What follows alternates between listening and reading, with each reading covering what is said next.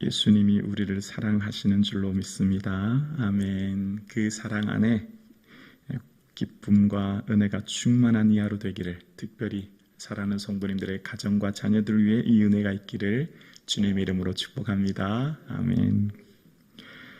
베드로는 오늘 사랑하는 자들아로 시작하면서 마지막 이 편지의 내용을 기록하고 있습니다. 베드로가 지금 이 편지를 쓰게 된 중요한 이유는 이 편지로 말미암아 그들에게 진실한 마음을 일깨우고 또 선지자들이 예언한 사도들의 말씀을 기억나게 하기 위함이다 라고 이제 기록하고 있는데요. 베드로는 사실 엄청 능력 있는 설교자였습니다. 그러니까 굳이 이렇게 글로서 편지를 쓰지 않아도 될 만큼 하루에 3,000명씩 회개하고 돌아오는 능력 있는 설교자였어요. 베드로가 말씀을 선포하면 수천 명이 회개하고 돌아옵니다. 그럼 설교로만 충분히 사역을 해도 될 텐데 굳이 이렇게 글을 남길 이유가 뭘까요? 생각나게 하기 위함인 것입니다. 설교는 어떻습니까? 오늘날 당시 이런 영상 자료로 기록되지 않은 과거의 설교는 소리이지 않습니까? 소리는 그냥 지나갈 뿐입니다. 현장에 있지 않으면 지나가죠. 다시금 그 설교를 듣는 것은 사실 이 시대에 불가능하죠. 그런데 다시금 하나님의 말씀을 기억나게 하는 방법이 뭐죠? 기록입니다. 그러니까 글이죠. 그러니까 이 편지로 말미암아 이제 베드로의 그 설교로 하지 못하는 다른 영역인 글로 말미암아 박해로 흩어져 있는 사람들에게 권면하는 겁니다. 글의 특징이 있습니다. 오랫동안 남겨져 있을 수 있고 또 읽을 때마다 성령의 감동으로 인해서 각자 삶의 자리에 있는 자들에게 각자의 은혜를 끼치는 거예요.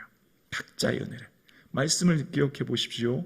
말씀은 읽을 때마다 은혜가 있습니다. 아멘이죠.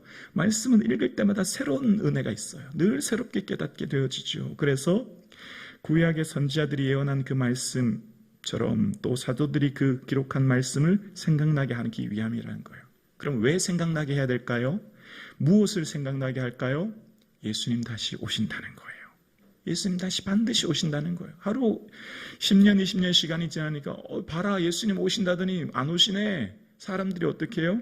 말세에 조롱하기 시작하는 거예요. 너네 오신다라고 한 그 예수님 어디 오시냐? 어디 증거가 있냐? 너네 왜 그렇게 박해받으면서 하냐? 사람들이 말세에 조롱하기 시작하고 그럴 바야 그냥 이 땅에 좋은 거 쫓아 살아라.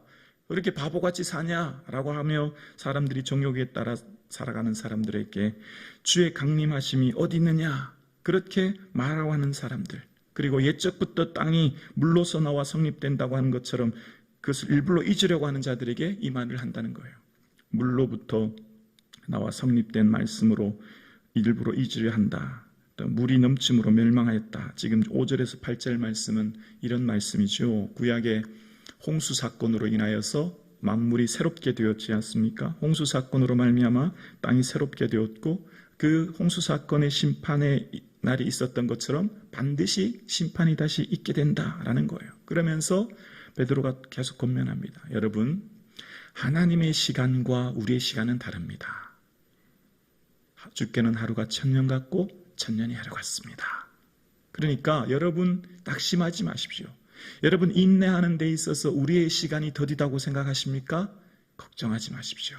우리의 시간과 하나님의 시간은 차이가 있고 특별히 주의 약속이 더디다고 생각하는 것이 같이 더딘 것이 아니라 주님은 아무도 멸망받지 않고 모든 사람이 다 회개에 이르도록 하기 위한 것입니다.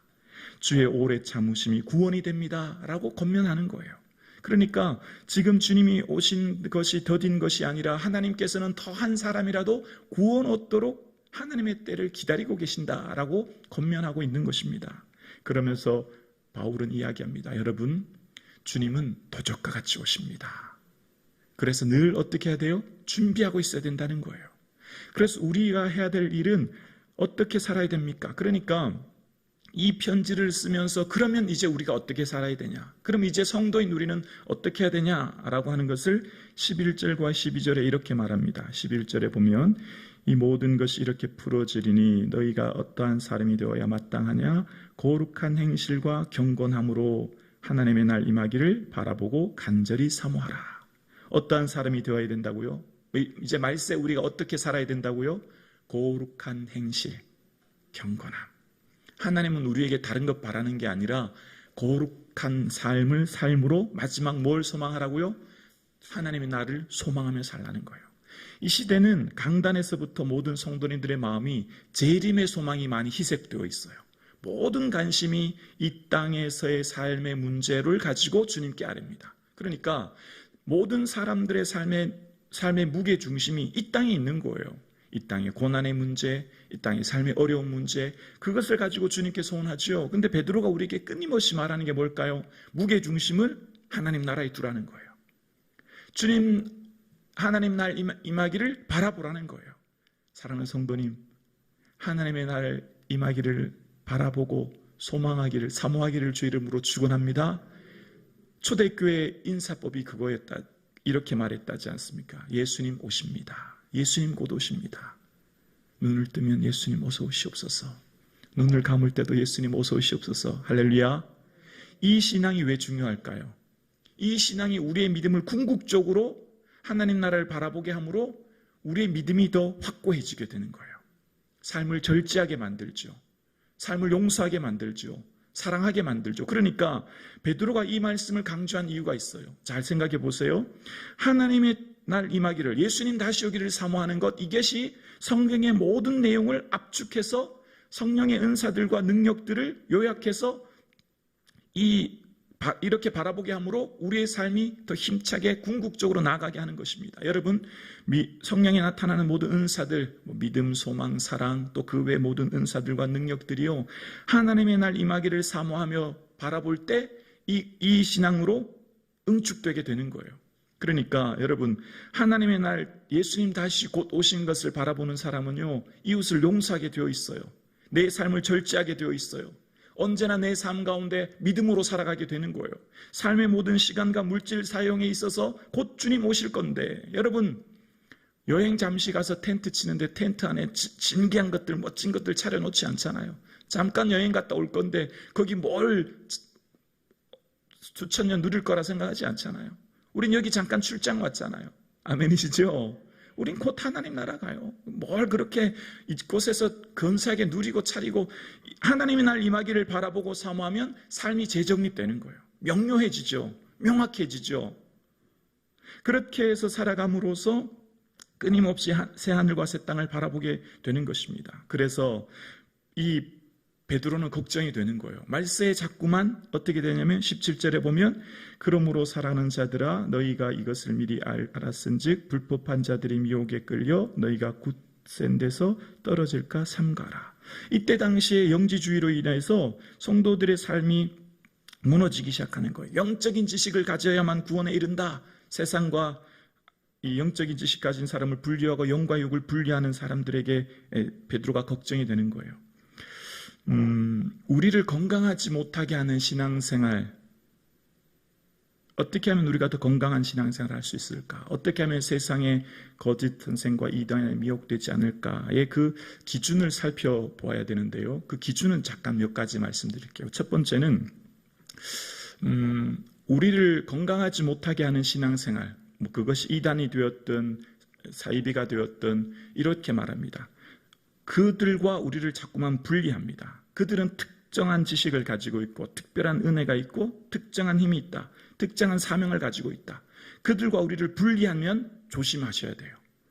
그러니까 이곳에 와야만, 우리 교회에 와야만, 우리 공동체에 와야만, 그래야만 특별한 일을 할 수 있고 특별한 사명을 가지고 있다. 그들은 모른다. 우리만 알고 있지 그들은 무지해서 모른다. 저들은 다 잠자고 있다라고 하는 얘기를 들으면 주의하셔야 됩니다. 지금 제 말이 무슨 말인지 이해되시죠? 말세가 가까울수록 우리가 말씀을 들을 때 하나님의 교회는, 모든 교회의 주인은 예수 그리스도이시죠. 모든 교회의 주인은 예수 그리스도예요. 그런데 어떤 특정한 교회에 와야 특별한 신비한 지식을 가질 수 있고 우리만이 할 수 있는 사명이 있어서 반드시 그 공동체 혹은 그 교회에 와야 된다. 그리고 그 어떤 특별한 일이 있어요. 한 가지 주제를 끊임없이 이야기합니다. 어떤 사명이든 어떤 운동이든 어떤 일이든지 끊임없이 그것을 하지 않은 교회는 다 잘못됐다. 그 일을 하지 않는 데는 뭔가 문제가 있다고 신앙의 척도를 어떤 특정한 한 가지 주제를 가지고 계속 끊임없이 얘기하면 주의하셔야 됩니다. 그러니까 하나님의 말씀을 더하기도 덜하지도 않고, 하나님의 말씀은 창세기부터 계시록까지 말씀하시는 모든 것을 다 전해야지 빼거나 더할 수 없지 않습니까? 그런데 특정한 부분만 끊임없이 강조한다면 조심하셔야 돼요.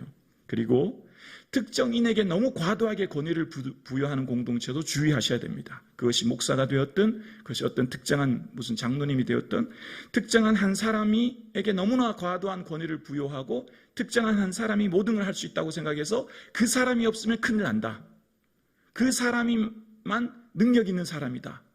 여러분, 성북중앙교회 김부기 목사 없으면 큰일 납니까? 아니에요.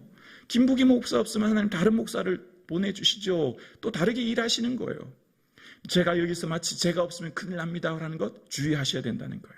하나님은 하나님께서 세우신 사람들로 통하여 그 시대마다 일하시는 거예요. 그런데 말씀을 들을 때 우리 교회 어떤 목사님, 이 목사님 없으면 나라가 망한다, 교회가 망한다, 공동체가 망한다, 그런 말씀 들으면 주의하셔야 된다는 거예요. 하나님은 그렇게 일하지 않으세요. 모세를 다음에 여호수아를 세우시고 그 다음에 사사를 세우시듯이 주의를 하시는 거죠. 그리고 이때 당시 영주주의가 팽배해서 교회를 어렵게 했던 것을 베드로는 너무 걱정했던 거예요. 이단이 제일 무섭거든요. 차라리 로마 압제가 덜 무서운 거예요. 압제는 오히려 고난 가운데 믿음을 정금같이 나가게 하죠. 근데 이단인 영지주의는요, 미혹해서 신앙을 무너뜨리거든요. 그러니까 우리 시대에 제일 무서워해야 될 게 뭘까요? 이단 사입이에요. 이게 제일 무서워해야 될 거예요. 차라리 믿음 없는 무지한 사람들 말은 우리가 태무시하거든요. 듣지 않거든요. 그런데 말씀을 들을 때 그래서 늘 주의하셔야 됩니다. 그리고 베드로가 마지막에 권면하기를 18절로 우리 함께 고백합니다. 시작. 오직 우리 주 곧 구주 예수 그리스도의 은혜와 그를 아는 지식에서 자라가라. 영광이 이제와 영원한 날까지 그에게 있을지어다. 아멘. 베드로는 끊임없이 성도님들에게 안주하고 안일한 신앙, 나가 이만큼 하면 나는 다 알아, 나만한 신앙 어디 있어, 나만한 믿음이 어디 있어 라고 하는 교만한 생각을 버리고 끊임없이 하나님을 예수 그리스도로 알도록 어떻게 해요? 자라가는 신앙생활을 권면하고 있는 것입니다. 사랑하는 성도님, 말씀을 읽으면 읽을수록 뭘 깨달을까요? 내가 얼마나 모르고 있었구나. 말씀을 10번 읽은 사람과 100번 읽은 사람의 차이점이 뭘까요? 100번 읽은 사람이 더 겸손해져요. 많이 읽으면 읽을수록 내가 이 말씀이 이만큼 무지했구나. 차라리 한 번도 안 읽은 사람 혹은 한 번 읽은 사람이 더 교만합니다. 나는 다 알아라고 하죠. 신앙도 마찬가지예요. 예수님을 알면 알수록 내가 예수님에 대해서 얼마나 모르는구나, 무지하구나, 내가 예수님 마음을 잘 모르고 헤아리지 못하고 살았구나. 주님과 가까이 가면 갈수록 뭘 발견할까요? 나의 연약함, 나의 무지함, 나의 흠을 깨닫게 되고 더 겸손하게 되죠. 더 무릎 꿇게 되죠. 더 나를 낮추게 되죠. 교만한 사람은 예수님을 온전히 대면하여 알지 못하기 때문인 것을 알게 되어요. 베드로는 어쩌면 이 서신서 중에 바울보다 더 많이 예수님에 대해서 알잖아요. 예수님 동안 동거동락하면서 먹고 마시면서 어쩌면 바울보다도 더 많이 예수님에 대해서 알고 예수님과 함께 살았지만 베드로가 말하는 게 뭘까요? 더 많이 예수님 알도록 자라가라는 것입니다. 사랑하는 성도님, 끊임없이 부단히 예수님 알기에 자라갈 수 있도록 말씀을 묵상하고 주 앞에 엎드리는 저와 여러분 되기를 주의 이름으로 축원합니다. 기도드리겠습니다.